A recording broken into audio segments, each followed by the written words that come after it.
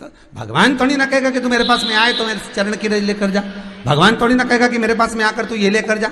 भगवान तो कहेगा मेरे पास में आया है, मांगना कुछ मत, बस मुझे जो स्नान कराया है मेरा चरणोदक लेकर जा, छीट दे पूरे घर में, संपदा भरना मेरा काम है। जहां मेरी चरण की रज पहुंच गई वहां संपदा स्वतः पहुंचती है, मैं वहां पहुंच जाता हूं। तो चरणों तक ले जा। पर लोग ले जाते हैं, पूजन करते, कलश भी उंडेलते, जल भी चढ़ाते, पर आते समय खाली लेकर आ जाते। भगवान को इतना बुरा लगता मेरे दरवाजे से खाली जाए, मुझे कितना बुरा लगेगा। जो आए वो भर कर जाए, भले 2 बूंद लेकर आओ, पर उसमें चरणों तक थोड़ा सा लेकर अवश्य आए। हमारी माताएं बड़ी प्रेम से कहती हैं, आप लोगों के मन में भी ये बात जरूर होगा, जितने लोग टीवी पर कथा सुन रहे हो, फेसबुक यूट्यूब पर श्रवण कर रहे हो, आपने भी सुना होगा, घर की जो माताएं होती हैं, कभी भी घर का रसोई घर का बर्तन जिसमें सब्जी बनाई है, 50 लोग अगर जिमने आ रहे हैं और कह दिया आज का निमंत्रण है, 50 लोगों का पार्टी है, ये है वो है, सुहागिल है या ब्राह्मण भोज है, तो वो जो खीर का पात्र होगा, जो बर्तन होगा, जो सब्जी का पात्र होगा, माँ उसको खाली जल्दी नहीं करती है। भले उसमें सब्जी थोड़ी ना थोड़ी पड़ी रहने देगी, जब तक सब जिम कर नहीं चले जाएंगे तब तक उसमें पटक कर रखेगी। क्यों? क्योंकि उसमें उसकी बरकत है। उसी तरह जल चढ़ाने के बाद हम जब लेकर आते हैं पात्र के अंदर, ये उसमें उसकी बरकत है। गर्ग संहिता में दूसरी चीज कही, उसको भी समझ लीजिए। गर्ग संहिता में कहा गया, जब आप घर से जल लेकर जाते हो भरकर, तो ये सृष्टि की जितनी नदियां हैं, पृथ्वी पर जितनी नदियां विद्यमान हैं, जितने तालाब, जितने सरोवर, जितने कुंड, जितने विराजमान हैं, उन सारे तीर्थों का जल जब आप घर से लेकर निकलते हो तो वो तीर्थ का संपूर्ण जल आपके कलश में आ जाता है। और जब आप उस जल को शिव पर समर्पित कर देती हो और 2 बूंद चरणादक लेकर जब जाती हो, तो शिव महापुराण गर्ग संहिता पद्म पुराण कहती है, वो जल साधारण नहीं रहता, वो गंगा जल बनकर तुम्हारे घर को पवित्र करने के लिए पहुंच जाता है। वो पवित्र गंगा जल बन जाता, उसको लेकर प्रवेश कर जाता। चिड़चिड़ करता है या गलत मार्ग पर चलता है।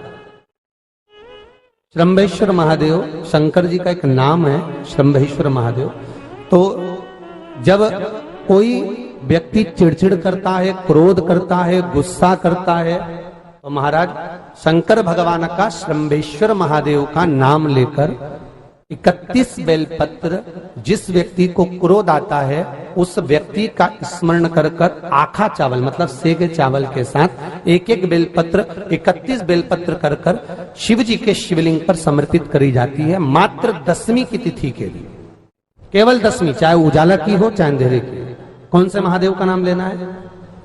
श्रम्भेश्वर महादेव, शिव जी का एक और चीज है महाराज,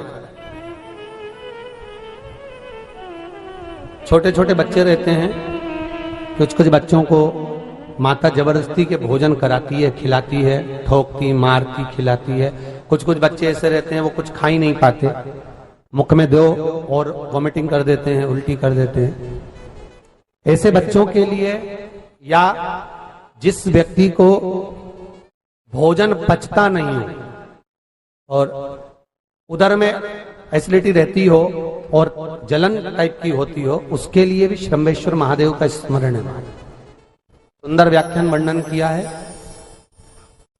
श्रम्भेश्वर महादेव के ठीक सामने अर्थात भगवान शंकर के किसी भी शिवलिंग के सामने एक तांबे के लोटे में जल रख लीजिए, वो जल के अंदर 3 बेलपत्र डाल दीजिए, 1 पीपल का पत्ता डाल दीजिए। महाराज शमी के 11 पत्ते कलश को छुआकर शंकर भगवान के शिवलिंग पर श्रम्भेश्वर महादेव के नाम से चढ़ा दीजिए। उस जल को उठाकर ले आइए, 1 रात्रि तक घर के अंदर रखना है। उस जल को श्रम्भेश्वर महादेव का नाम लेकर जिस व्यक्ति को एसिडिटी होती हो या उदर खराब रहता हो या भोजन नहीं पचता हो या पेट से जुड़ी हुई प्रॉब्लम हो या बच्चों को भोजन कराते हैं और वो वोमिटिंग कर देते हो, ऐसे बच्चे को या भोजन नहीं भा रहा हो ऐसे व्यक्ति को उस जल को सवेरे दोपहर शाम 3 बार श्रम्भेश्वर महादेव का नाम लेकर आचमन कराना प्रारंभ कर दो, पिलाना चालू कर दीजिए। 3 या 4 दिन पिलाओगे, अपने आप उदर में भी आनंद रहेगा, बच्चा भोजन करना भी प्रारंभ कर देगा। श्रम्भेश्वर महादेव।